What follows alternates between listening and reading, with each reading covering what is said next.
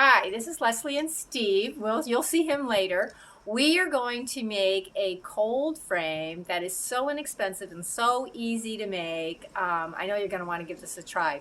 What you're going to need is a tote. This is a 58 quart tote. You can do it a little bit bigger. It all just depends on the size of your glass or your covering. You just want to make sure that your glass fits on this end. This is the end that your glass is going to be on. So when you take your glass measurements, just go by this. Don't worry about the slanted edge and all that. You're also going to need a Sharpie, a yardstick, and then you'll need a jigsaw, and we have a fine tooth, a blade in there, and then a little drill to start the hole for the jigsaw. All right, so the first thing that I'm going to do is mark this for cutting. So we want our top edge, we want to have it at least 8 inches in the front. So I'm going to go ahead and, you can do 8 or 9. I'm going to go ahead and do 8 because I want the slope to be pretty good so that the glass will be slanted. Let me go ahead and put this up on its side. So 8 inches. And this side is actually going to be down on the ground, so perfection is not a huge deal. And then on the back side, I want to do it as high as I can. So I'm just going to go ahead and put it right up here. And then again, I'm going to draw a line from there up to here. And we want it to be, we actually want it to come to this edge so that the glass can, I guess it doesn't matter. All right, so I'm going to then come here, and I want to come all the way up to this edge here. Just draw a line. That so you can see it. Same on this side. I'm going to go from that edge to here.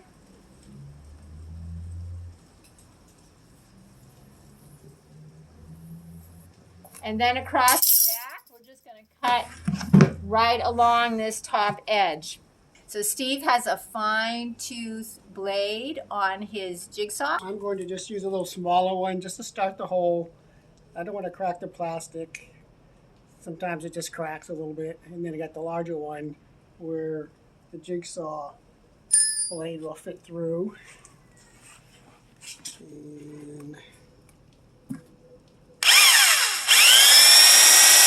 I'm just taking my time and let the drill do the work. I'm going to change out the drill. So put a larger drill bit on. Yeah, that's a little, I cracked things trying to do the big one right away. And it's just, that little extra step makes it look prettier.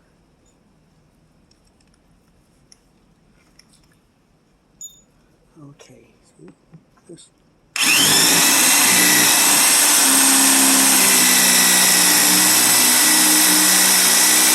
I'm not using a lot of pressure. You don't need to rush when you're making something like this. Just take your time. I'll take my time with the jigsaw too. So Steve, you're going to go ahead and do that drilling, the sawing, right? Okay. Just Okay. take my time. Try to follow the.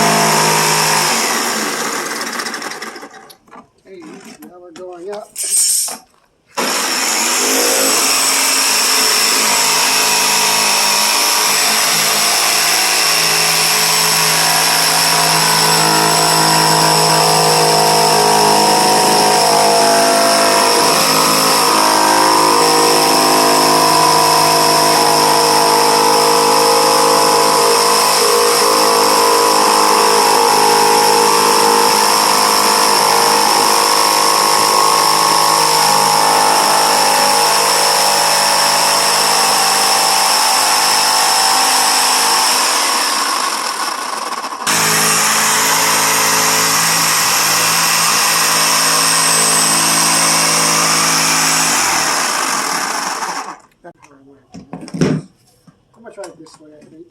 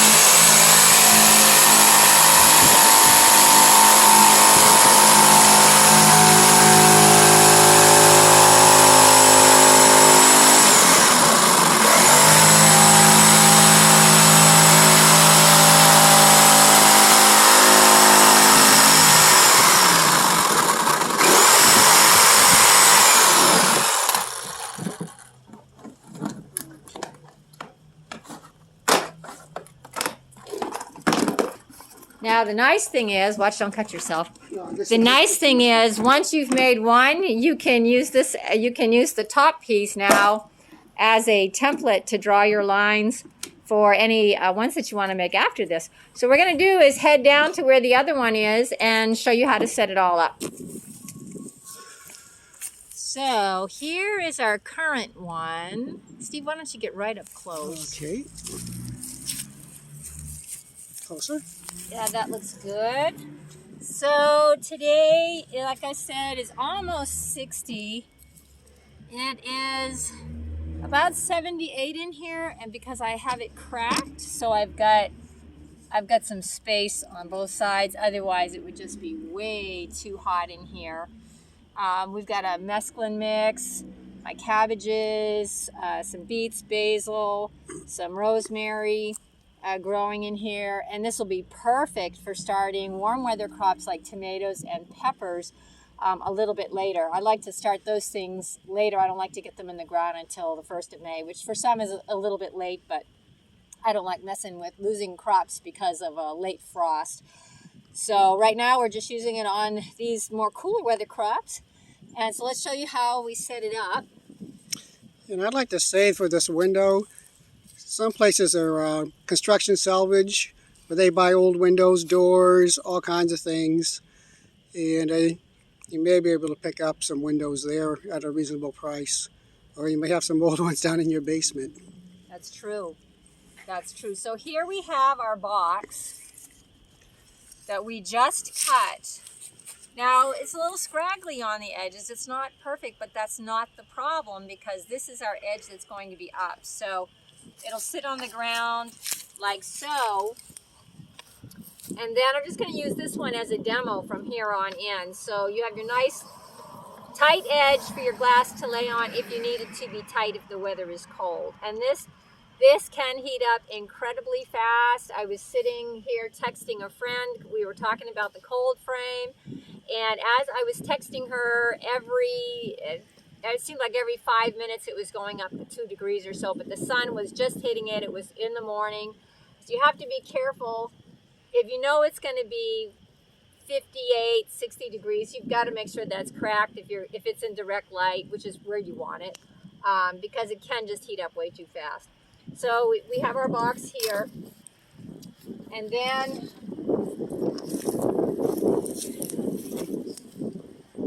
we put some rebar on 4 sides to hold it this way. We have a cinder block behind it. It's kind of a breezy area.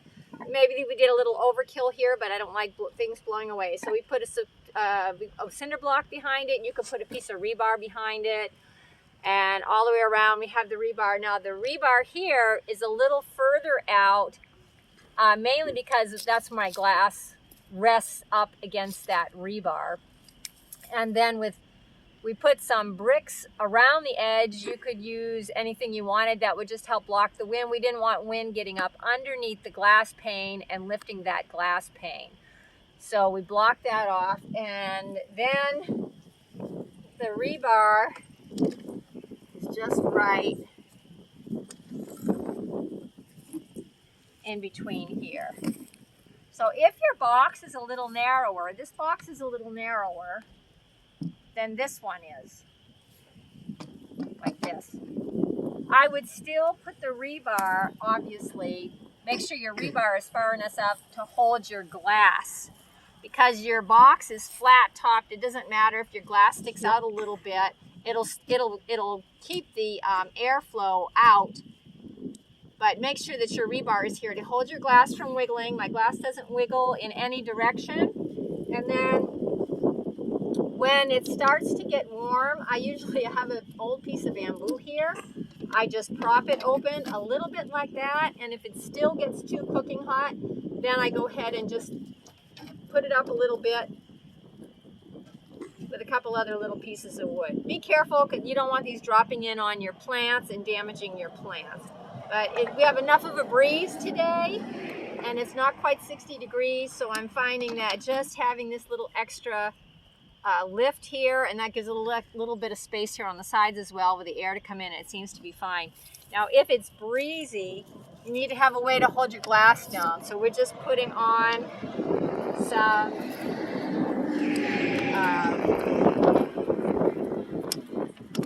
what are these things called? Bungees. Bungee. Thank you. We're just putting on some bungees. So we're gonna need to replace this bungee here soon, a day or two. And then I just move them down, and this stops the breeze from picking up that glass. All right, inexpensive, fast to make, and works fantastic. So if you want to start your own warm weather crops, or just have some fast growing winter starts like this, that works fantastic. Another thing that you can do with this is if you clean out the grass that's underneath, you could put down black plastic or something like that just to smother it out, or you could actually dig out the sod. You could put a little compost in there and actually just plant right in the soil and just put your cold frame right on top of the soil if you wanted, or if you have a grow bed, you could put this right on top of a grow bed.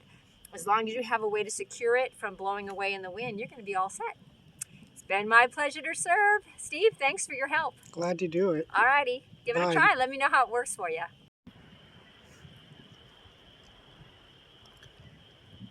So a little amendment here. Make sure you know the size of the if you're going to be using trays and not planting in the ground, make sure the size of your box matches at least the size of your tray, if not a little bigger.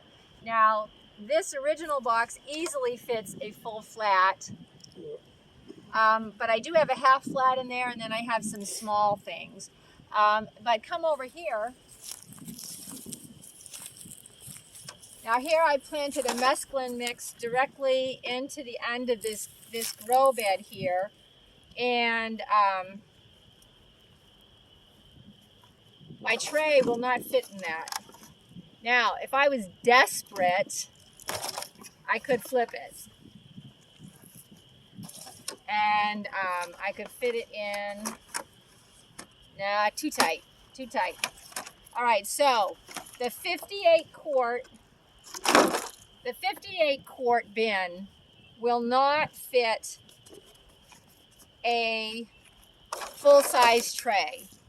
But if you have a half tray and a few smaller things, it'll be no problem. Or if you're working directly in a grow bed like this, that's not going to be a problem either. So just a little heads up on that. You'll need one size up from the 58, and just take your measurements with you when you go. All right, hope that helps.